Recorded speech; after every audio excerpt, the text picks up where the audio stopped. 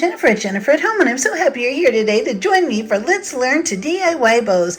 Easy step-by-step collaboration. This collaboration is hosted by the Grace Life DIY Home Decor, At Home with Lisa, Debbie Bubbles Design with Emma, Jennifer at Home Lifestyle Designs with Teresa.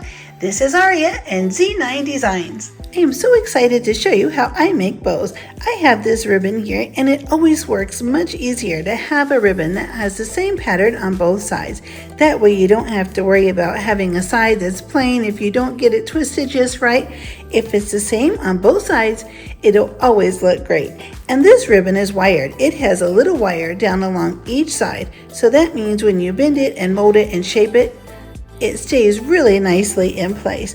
I used to always try to make bows starting in the middle of my ribbon. I have one really big long piece here, but I realized that it works so much better just to start toward one end and just keep working across all the way down the ribbon. So I'm going to take this ribbon and I'm just going to decide how long of a tail I want on one side. Then I'm just going to take it and gather it just like this. I'm going to pinch it, and right where I pinch it, I'm going to make a little loop. I'm just going to bend the ribbon around and gather it together just like this, and I'm going to hold this little piece right here on both sides. Then I'm going to take the really long piece and I'm going to make the first big loop. This is a little loop. Then I'm just going to bend it around and make another loop. You can make the loop as big or small as you want. I'm going to gather that up and I'm going to hold it just like this. I'll start holding it right here in the middle. I'll bunch it all together and pinch it together right here and hold it. Then I'm going to make a loop the other direction. The same size is the bigger loop. And once I make that loop, and I'll try to get it as close to the other size as I can, I'll just pinch it again. I'll scrunch it up and pinch it there and hold it. I'm going to open this up and test it, and it looks pretty close to the size of this one. So then I'll just put it in the other hand, and I just alternate and switch back and forth. Then I'll make another loop, just the same. And I'll put that together, squeeze it up here, and pinch it and hold it again right here in the middle.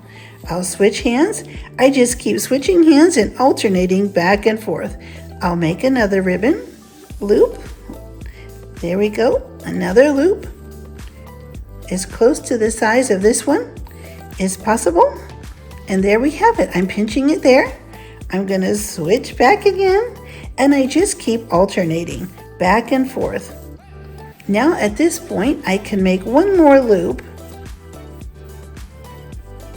One or two, I'm not sure, depending on how much ribbon. A lot of times I'll leave this connected to the roll, and that way I don't have to worry. I can keep going back and forth until I'm ready to stop. But this time I clipped it off so that I could show you how easily I switch it back and forth. I'll make another loop here, the same size as the previous loops, and I've got it pinched there again, and I'll alternate back one more time, making one last loop. I was able to squeeze one last loop out of this piece of ribbon, and there it is. I'm still pinching it right in the middle, just like when I started. I have a pipe cleaner here. This is a nice long pipe cleaner.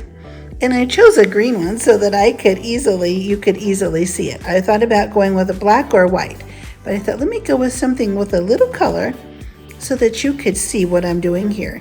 I'm just putting it right through the middle where I've been pinching it the whole time. I'm going to turn it over and I'm going to twist it really tightly, nice and tight, just like that. And there it is. It's going to hold our ribbon together. And it's also going to give us something that we can connect our ribbon on to other things. Now, after I've done that, I'm going to put the ribbon back down, and I'm just going to start opening up all the loops and fluffing them up. Since I have the nice wire in my ribbon, it'll keep its shape so nicely. Just start working with it and just keep fluffing up all the loops. You can turn them and twist them a little bit, whatever you need to do. I have my bow made and it's all fluffed up. Now I'm just going to trim the ends. I'm going to trim the ends just at a really nice, neat angle.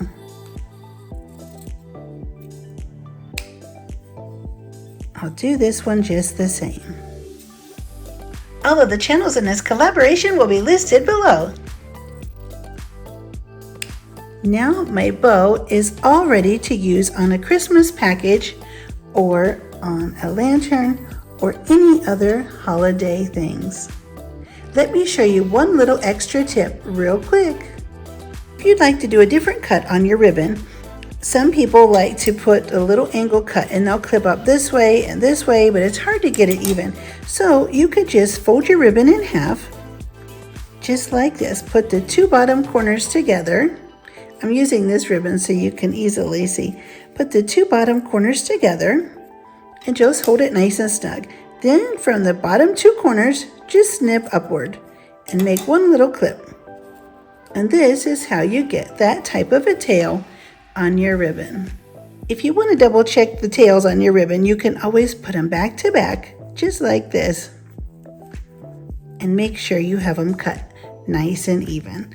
Or you could just put them together and cut like this from the very beginning so that you're clipping both of them at the same time. It works out very nicely.